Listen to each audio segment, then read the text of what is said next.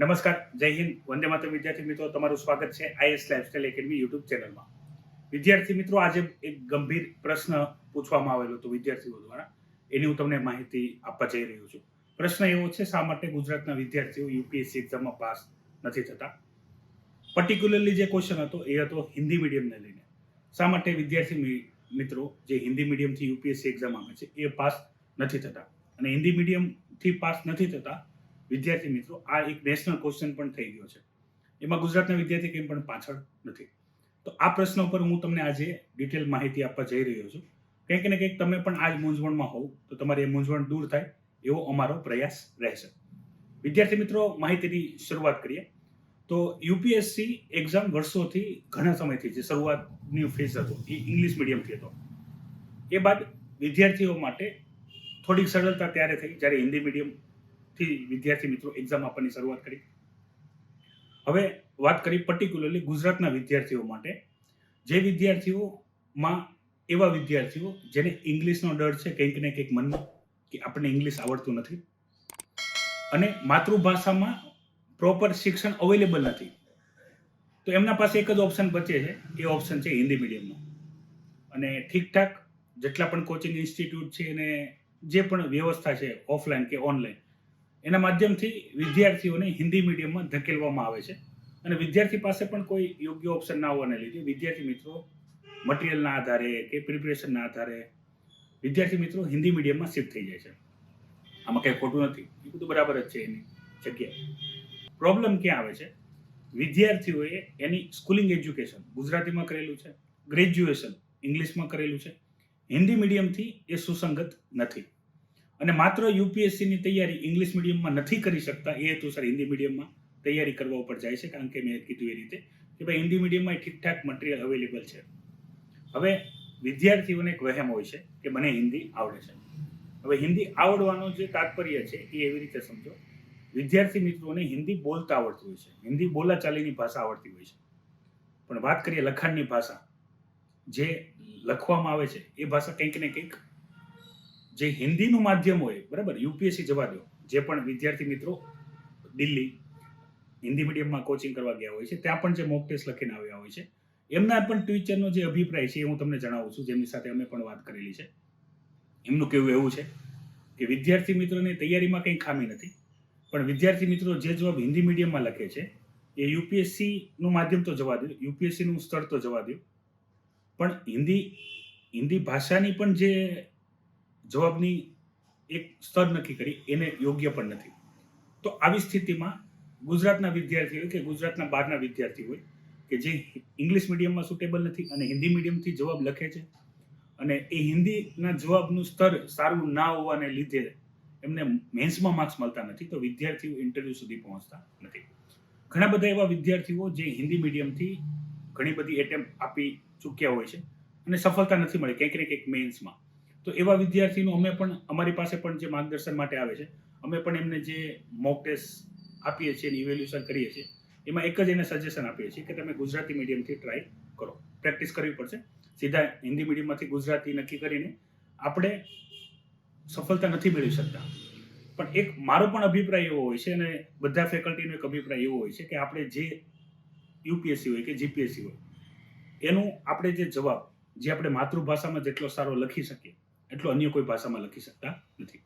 અહીંયા માહિતી એ રીતે સમજો કે તમારી કોઈ એક ભાષા સૌથી સારી હોવી પડે. તમારે યુપીએસસીને આધારે તમારે તમારી ભાષા સિલેક્ટ નથી કરવાની. તમને સૌથી સારી ભાષા કઈ આવડે છે એ ભાષાના આધારે તમારે શું કરવાનું છે? મીડિયમ સિલેક્ટ કરવાનું છે. તમે ઇંગ્લિશમાં સારા છો તો ઇંગ્લિશ મીડિયમ સિલેક્ટ કરો, હિન્દીમાં સારા છો તો હિન્દીમાં સિલેક્ટ કરો, અને ગુજરાતી મીડિયમમાં સારા છો તો ગુજરાતી મીડિયમ સિલેક્ટ કરો. યાદ રાખજો, તમે તમારો ઉત્તમ આન્સર જે મીડિયમમાં લખી શકો છો એ મીડિયમ તમારા માટે બેસ્ટ થશે, ના કે યુપીએસસીની તૈયારી ખાલી ઇંગ્લિશ અને હિન્દી મીડિયમમાં થાય છે. આના આધારે જે વિદ્યાર્થીઓને ગુજરાતી મીડિયમ હિન્દી મીડિયમમાં ઘણા પ્રયાસ કર્યા હોય, બાદમાં જે વિદ્યાર્થી મિત્રોએ મેન્સ ગુજરાતીમાં લખેલી છે, ના ખાલી મેન્સ પાસ થઈને ઇન્ટરવ્યૂ આપ્યું પણ ઇન્ટરવ્યૂમાં પણ સફળ થયા છે. કારણ કે મેં આની પહેલાં ઘણા બધી માહિતીમાં મારા સેમિનાર્સમાં અને જે હું કોલેજો યુનિવર્સિટીઓમાં પણ સેમિનાર આપું છું ત્યાં પણ આ જ વસ્તુને મેં હાઇલાઇટ કરેલી છે કે ભાઈ તમે આ કંઈ ભાષાની પરીક્ષા નથી, ગુજરાતી, ઇંગ્લિશ કે હિન્દી મીડિયમની પરીક્ષા નથી, આ પરીક્ષા છે. તમને જે ખબર છે સૌથી સારા તમે કયા મીડિયમમાં લખી શકો છો. એ ગુજરાતી હોય તો તમારા માટે ગુજરાતી બેસ્ટ છે, એ હિન્દી હોય તો તમારા માટે હિન્દી બેસ્ટ છે, અને ઇંગ્લિશ હોય તો ઇંગ્લિશ બેસ્ટ છે. યાદ રાખો, આ માહિતીનો કોઈ પણ ઉદ્દેશ ઇંગ્લિશ મીડિયમ ખરાબ છે, હિન્દી મીડિયમ ખરાબ છે એવો નથી. આ માહિતી દરેક વિદ્યાર્થી જોઈ શકે છે. તમને સૌથી સારું મીડિયમ કયું તમારું સારું છે, જેમાં તમે સારી રીતે મેન્સના આન્સર લખી શકો છો, એ મીડિયમ તમે સિલેક્ટ કરી શકો છો. આ એક મહત્વનું કારણ છે દરેક હિન્દી મીડિયમવાળા વિદ્યાર્થીઓ માટે જે યુપીએસસીમાં પાસ નથી થતા. એમની તૈયારીમાં કોઈ ખોટ નથી, તૈયારી કરાવવામાં પણ ખોટ નથી. એ મોક ટેસ્ટ પેપર લખે છે, પ્રેક્ટિસ કરે છે, એ બધી તૈયારી બરાબર છે, પણ જ્યારે લખવાની વાત આવે છે અને એનું કંઈક ને કંઈક ભાષાનું જે માધ્યમ, જે વે ઓફ પ્રેઝન્ટેશન એટલું બધું સારું ના હોવાને લીધે એમાં ભૂલ પડે છે. એ હેતુસર વિદ્યાર્થીઓને જે એના લખાણના જેટલા સારા માર્ક્સ મળવા પડે એ મળતા હોતા નથી. એક આ મહત્વનું કારણ છે. અને આના આધારે મેં તમને ઘણીવાર કીધું છે, જો તમે ઘણા વિદ્યાર્થીઓ પૂછવામાં આવ્યું હતું કે ભાઈ ગુજરાતી મીડિયમ માટે યુપીએસસીની તૈયારી કરતી ઇન્સ્ટિટ્યૂટ કઈ છે, તો વારંવાર કહું છું એકમાત્ર પ્રતિષ્ઠિત સંસ્થા હોય ગુજરાતી મીડિયમમાં તૈયારી કરાવવા માટે ગુજરાતમાં, તો એ છે આઈએસ લાઇફસ્ટાઇલ એકેડમી, જે તમારા બેઝિકથી એકદમ બેઝિકથી એનસીઆરટી જીએસના જે સબ્જેક્ટ છે અને કરંટ અફેર્સ સાથે એપ્લિકેશન, મેન્સમાં કઈ રીતે ક્વેશ્ચન પૂછાય એનું ડિટેલ પ્રિપરેશન કરાવે છે. ઓનલાઈન અને ઓફલાઈન બંને માધ્યમથી તમને તૈયારી કરાવે છે. ઓપ્શનલ સબ્જેક્ટની પણ તૈયારી કરાવે છે. જે પણ વિદ્યાર્થી મિત્રોના સિલેક્ટિવ ઓપ્શનલ સબ્જેક્ટ જે આપણી કોચિંગ ઇન્સ્ટિટ્યૂટમાં અવેલેબલ હોય છે એમાં તમે તૈયારી કરી શકો છો. કોર્સીસની માહિતી લેવા માટે તમે એકેડમીના નંબર ઉપર કોલ કરી શકો છો. અને ન્યૂ બેચની જે શરૂઆત જે વિદ્યાર્થી મિત્રો જણાવ્યું હતું, તો ન્યૂ બેચની શરૂઆત 1 ફેબ્રુઆરી, બરાબર, જ્યારે મતલબમાં 1 કે 2 ફેબ્રુઆરી ઓલરેડી યુપીએસસીના ફોર્મ ભરાતા હોય છે, એ જ વખતે આપણે ન્યૂ બેચ સ્ટાર્ટ કરીએ છીએ. જે વિદ્યાર્થી મિત્રો 2025 કે 26 એક્ઝામ ટાર્ગેટ કરી રહ્યા હોય, મતલબ 24 એક્ઝામ તો હમણાં જૂન મહિનામાં થઈ જશે, તો એ વિદ્યાર્થીઓ સંપર્ક કરી શકે છે ઓનલાઈન અને ઓફલાઈન બંને મીડિયમ માટે. અને અત્યારે આપણે ગુજરાતી મીડિયમ બેચ સ્ટાર્ટ કરીએ છીએ, અને અમે પણ હિન્દી અને ઇંગ્લિશ મીડિયમમાં પણ કોચિંગ આપીએ છીએ.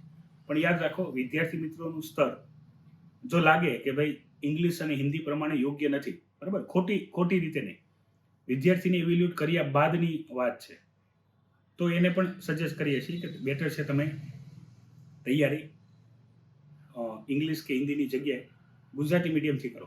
ગુજરાતી મીડિયમની તૈયારી કઈ રીતે કરવી એની માહિતી ઓલરેડી હું આપી ચૂક્યો છું. જે વિદ્યાર્થી મિત્રોએ ના જોયું એ યુપીએસસી જીપીએસસી પ્લેલિસ્ટમાં યુપીએસસીની તૈયારી કઈ રીતે કરવી, ફિલિમ્સની તૈયારી કઈ રીતે કરવી, મેન્સની તૈયારી કઈ રીતે કરવી એ માહિતી જોઈ શકે છે. તમે પણ એવા વિદ્યાર્થી છો જેની પાસે બુક્સ નથી, સેલ્ફ પ્રિપેર કરી રહ્યા છો, તો પણ તમે જે તમારે બુક્સ જોતી હોય ગુજરાતી મીડિયમમાં, તો એ પણ એકેડમીનો સંપર્ક કરીને તમે ઘરે બેઠા મંગાવી શકો છો. તો વિદ્યાર્થી મિત્રો આજના માટે એટલી જ માહિતી છે. આશા રાખું છું અહીંયા તમારા મીડિયમને લઈને જેટલા પણ ક્વેશ્ચન હશે સોલ્વ થઈ ગયા છે. છતાં પણ કોઈ ક્વેશ્ચન રહી ગયો હોય તો તમે હજી પણ આ વિડીયોના અંદર તમે કમેન્ટ કરી શકો છો. તો એ તમારી કમેન્ટના આધારે જે કોઈ જરૂરી માહિતી હશે એ તમને પ્રોવાઈડ કરવામાં આવશે. યુટ્યુબ કમેન્ટની અંદર પણ રિપ્લાય આપવામાં આવશે, અને જરૂરી લાગે તો હું તમને વિડીયો લેક્ચર પણ પ્રોવાઈડ કરીશ. હવે આજે તમારાથી વિદાય લઉં છું. નવી માહિતી સાથે તમારા સમક્ષ ફરીથી હાજર થઈશ. ત્યાં સુધી મને રજા આપો. જય હિન્દ, વંદે માતરમ.